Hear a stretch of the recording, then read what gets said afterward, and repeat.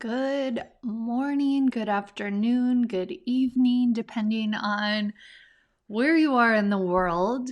I am Tina Swithin, author of Divorcing a Narcissist and founder of One Mom's Battle, and also the High Conflict Divorce Coach Certification Program. And I'm also one of the founding members of the National Safe Parents organization.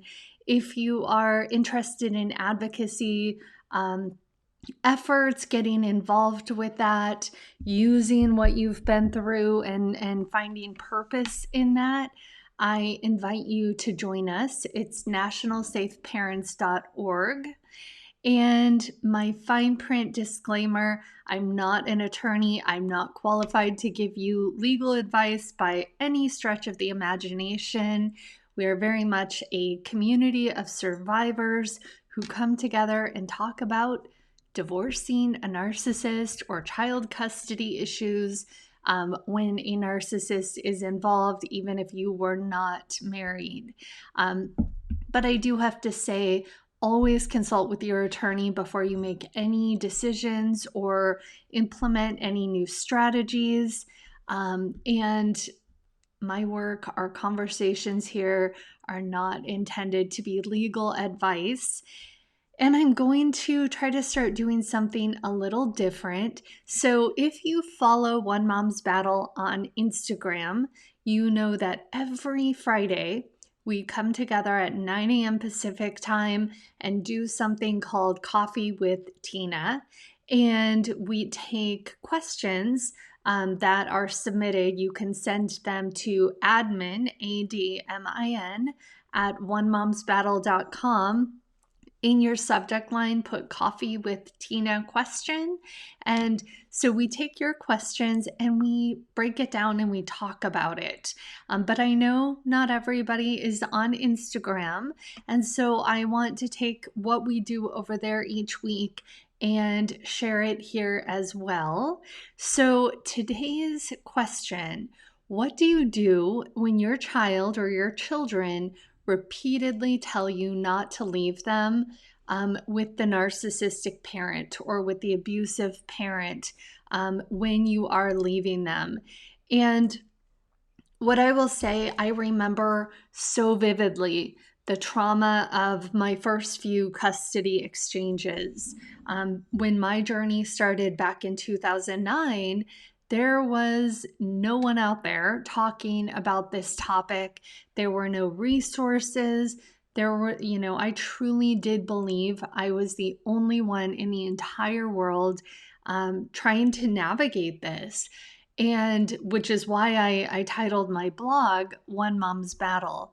So going back to those early days when there's no instruction manual and no one to give advice, there was one particular time we were in a Starbucks parking lot. I live in San Luis Obispo, California. Our court orders stated that we were supposed to do the exchanges in a public place. At that point, it was Starbucks parking lot.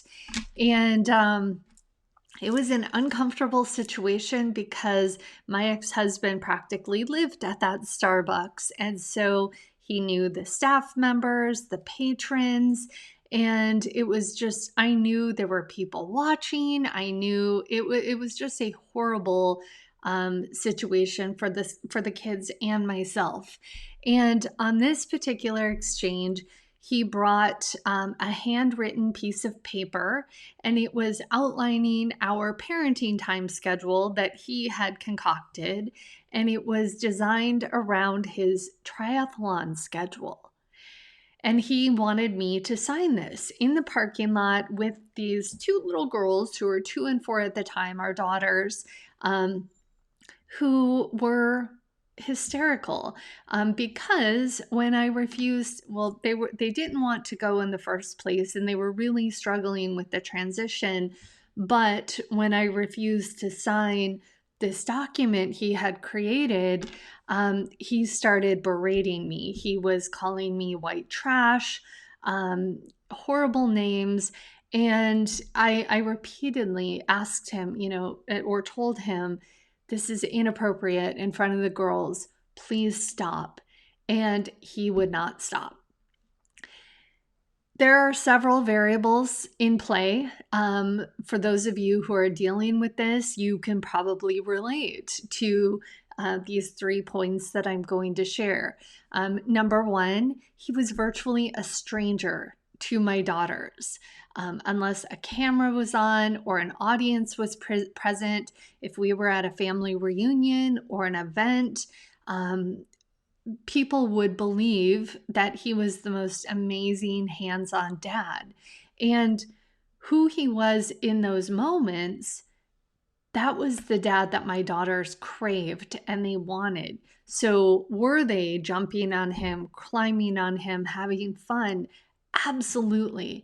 That is what they wanted. That is what they deserved. However, that was not a common scenario, but they were like little sponges. And when he would put on that act, it took me years to figure out that there is a public persona and who he really is behind closed doors.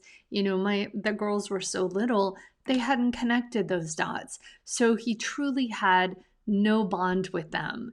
And they were essentially being forced to get in a car, leave for overnight visits with someone who was very much a stranger.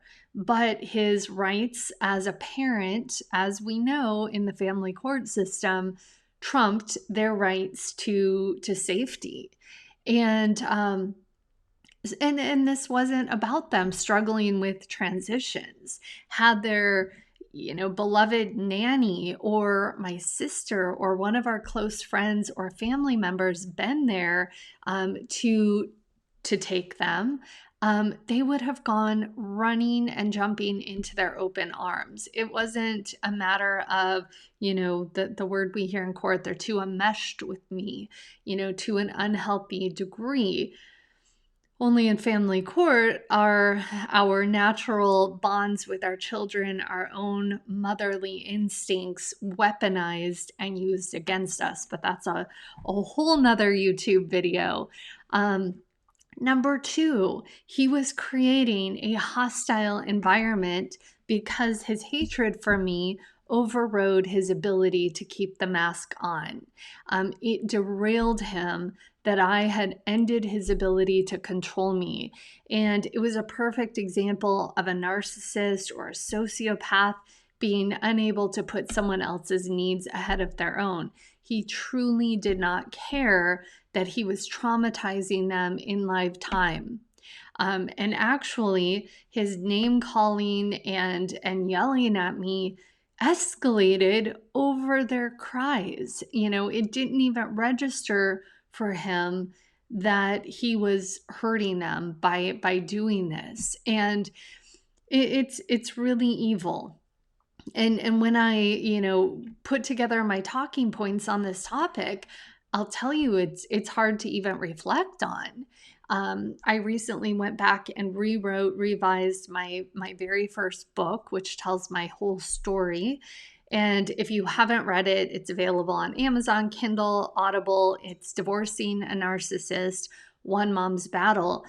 And I'll tell you, I really struggled to go back, and some of the things that I read, had I not journaled so heavily or blogged so heavily in those days, it feels like I'm reading about someone else's life at times. And when I read something like this, it jars my memory and it puts you right back in that moment. Just like a lot of you, I have a diagnosis of complex PTSD. And so no matter how far ahead I am in my healing journey, these are our babies and this is abuse. And when we're forced to relive it, it can be really difficult. So my heart is with you. I feel like all of my subject matter comes with an umbrella trigger warning because we're talking about difficult topics and it's our babies. Number three, There's no instruction manual for these situations. Our natural instincts to protect our children kick in. And if you take the family court system out of this, let's say this exact scenario was playing out while I was married to this person, I would have been praised for putting my children back in the car, rolling up the windows, locking the door to make sure we were all safe, calling law enforcement for assistance, and protecting my children. I would not be expected to allow someone who is raging at me in a public parking lot to take small children in that state of mind. But you step foot in the family court system, and that's what we're forced to do. And talk about archaic and barbaric. And when we are talking about the reality of the family court system, we are under a microscope. Both parties are, but in my opinion, and research shows, moms in these situations are actually under a more intense microscope than the actual perpetrator. And then you couple in the fact that so many of these narcissistic individuals present so well when the camera is on, when they have an audience, and the family court system and all of the subsections of that, whether it's police, CPS, custody evaluators, minors counsel, parenting coordinators, the list goes on and on. That becomes a stage and their audience. And when we have endured, often years of abuse at the hands of this person, we're triggered by them. We're triggered by the scrutiny of our own actions when we are doing what we are typically praised for doing as a society. That the endearing images of mother bear protecting the cubs. Now your hands are tied by a broken system that actually uses your natural instincts against you. And so this microscope that we're under in the family court system, our normal instincts and actions are criticized and can really come back to hurt us. So in this particular situation, my oldest daughter was 4. She was clinging to me. She was crying. She was begging me not to leave her. And he's constantly yelling over her. And he starts saying, "This is divorce. This is what you're doing to our children." And I remember looking at him in desperation and saying, "It doesn't have to be this way. Please stop." And at that point, I took my daughter over to a bench and I told him I just need 5 minutes with her. I held her, she cried. I assured her that I was going to see her on Sunday. I helped her to regulate, which she should have never had to do because that was her body and her mind telling her that she was not safe. So basically, I am forced to gaslight my own child and assist her in overriding her instincts. And that in itself is so disgusting and disturbing. But I was even more I remember telling my therapist about this scenario, what had taken place and how I had handled the situation. And I was so proud of myself that I was able to diffuse the situation, get her calmed down, send them on their way, which I was forced to do. And she was very familiar with family court and knowledgeable on the person I was up against. And I felt like the wind had been knocked out of me when she told me that I didn't handle it the right way. And not only that, but that how I handled it could come back to hurt my case if I didn't change course and start handling the exchanges differently. She was, and I will say, I'm so grateful that she was on my team because as hard as that was to hear, and now I feel that way when I'm sharing information with my divorce coaching clients or others, there's a reality of the system, and we don't have to agree with it, but I see people make very bad mistakes that are very difficult to come back from, because there's no such thing as logic in the court system. My therapist was very concerned that my daughter's anxiety would be chalked up to me projecting my own anxiety onto them. And that's another topic that I see often in the family court system.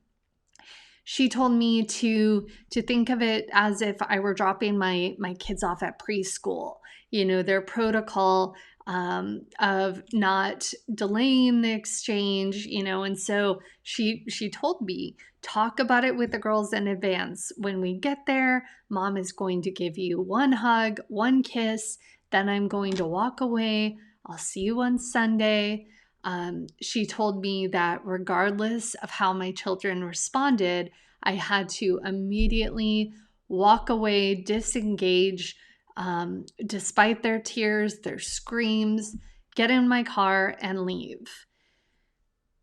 Her concern was if I was seen dragging things out, as she described it, or consoling my children, it would be seen as me fanning the flames, or not encouraging their relationship with their abuser, who happened to be their father. Essentially, I would be seen as the problem. And I remember thinking, what world is this? You've got to be kidding me.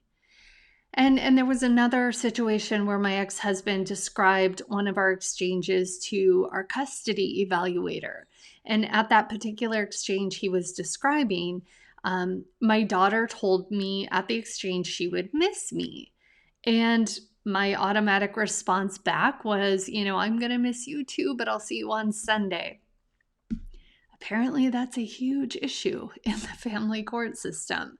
So it was the second time I found myself reprimanded by this same inept custody evaluator for responding to my child that I would miss her. She told me that I was making my child responsible for my feelings, and that what I needed to say instead was, "You're going to have a great time with Daddy, and I'll see you on Sunday." That's a lie 99% of the time. And I remember looking at her wondering, what planet she was from, if she had a pulse or a heart, if she truly understood our dynamics. And obviously she didn't. I remember looking at her and saying, I cannot say that, because I cannot guarantee they're going to have a great time with their dad. I will compromise and say, I hope you have a great time this weekend, and I'll see you on Sunday, because I truly did. Since the day I found out I was pregnant with each of these little girls, I wanted nothing more than for them to have a healthy, happy bond and relationship with both their mom and their dad. I came from a broken family. I was raised by my dad. I know the important role a father plays in his child's life, and that would have been the ideal situation. That was not our situation. And on that note, I am a firm believer that a child can come through and do amazingly well in life and thrive with only one parent, as long as that one parent really works to keep their oxygen mask on and is stable and healthy. Because, we hear these messages that kids need both parents, and I absolutely don't agree with that. But back to the original question, what do you do when your child doesn't want to go with the other parent? What do you say? What do you do? And I know there are a lot of people who say to their kids, we have to follow the judge's orders. Personally, and no judgment, but I worked really hard to shelter my daughters from family court terminology. And there was something about using the word judge and attorneys and things like that that just didn't feel right to me. So my go-to phrase was, Mom and Dad work with a team of people to decide what's best for our family. That includes the rules for our family, a schedule for our family, and there are going to be times that Mom may not agree with the rules or the schedule. Dad may not agree, you may not agree, but Mom, I have to follow the rules. Mom always follows the rules. Whether we like it or not, whether it's fair or not, and it's not. Radical acceptance has been a critical component for me on this journey. I don't agree with the rules. I don't agree with the schedule. I don't agree with gaslighting my children. I don't agree with blatantly lying to them that they are going to have a great weekend. I hope they do. I want that more than anything, but that was not our reality with our abuser. So, back then I was forced to navigate this foreign culture, foreign language that is truly not in a child's best interest. And if you're here and you're still watching, my guess is that you could relate to that. I worked hard to find ways to make the transitions easier.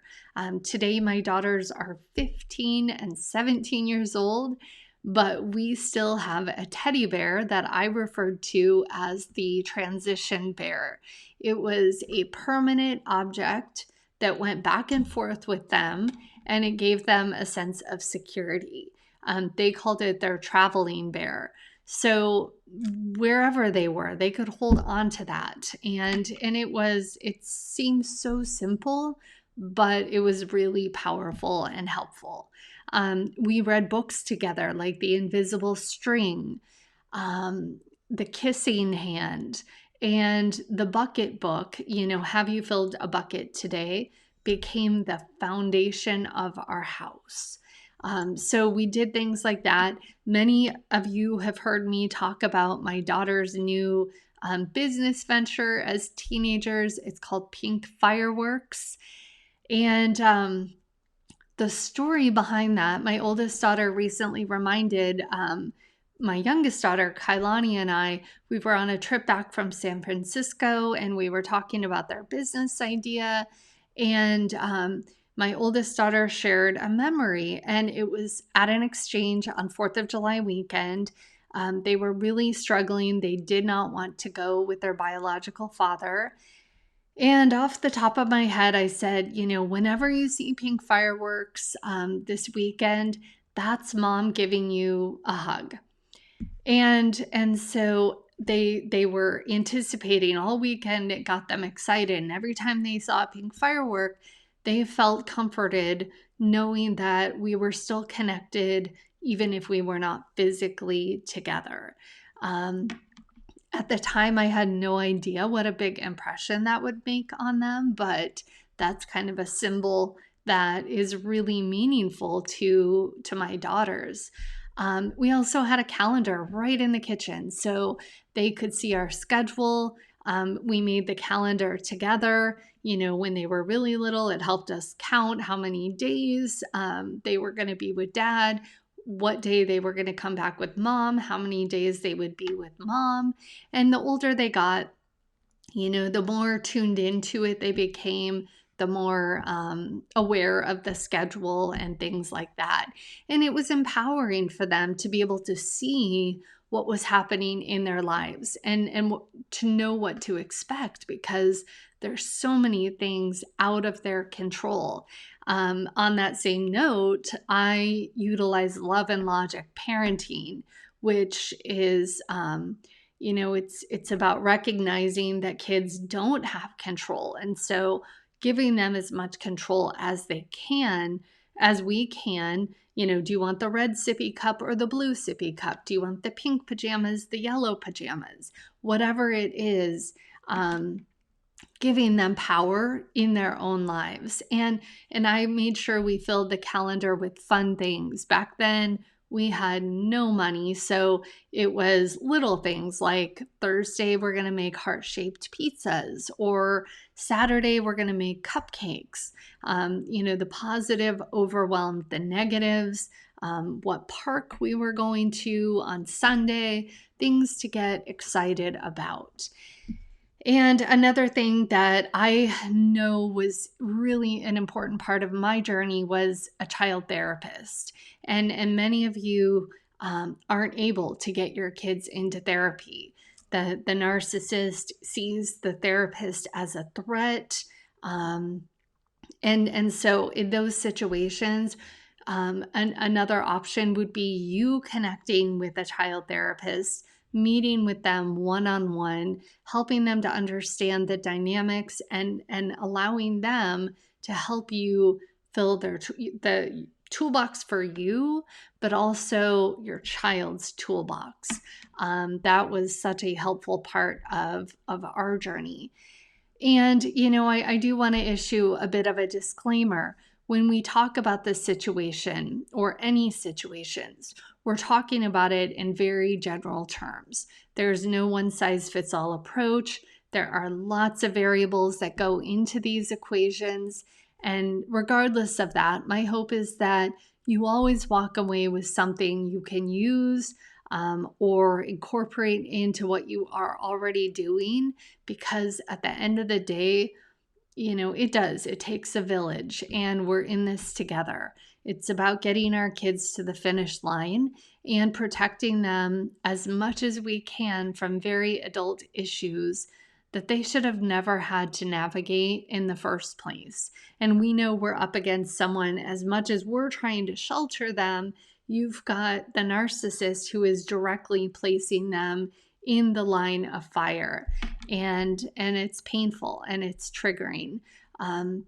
So self-care, that sounds so cliche. And it could be a cup of coffee, 5 minutes alone in the morning before everybody else wakes up. It could be yoga, meditation, whatever it is. We have to keep our oxygen masks on tight so that we can help our children with theirs. I will say, if you are struggling with situations like this, I highly recommend connecting with one of our divorce coaches from my training program. You can find them by going to myhighconflictdivorcecoach.com, and then you can click the tab that says Find a Divorce Coach. They can serve as your strategy partner to get into the details of your specific situation, the dynamics, who you're up against, helping you to profile that other person so you can go into this with more of a strategy mindset.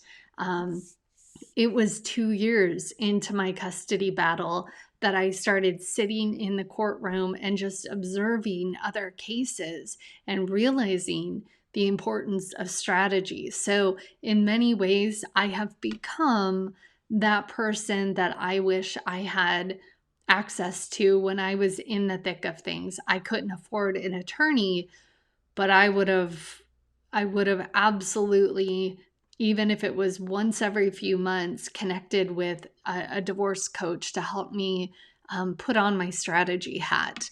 And we do have divorce coaches all over the world. Another great resource is the One Mom's Battle state chapters. So as issues like this come up, you can post in the chapter, you can get opinions from other people, see things through a different lens from people who know your local court system, and you can connect there at ombchapters.com. And finally, my last plug is the Lemonade Club, which is my private forum.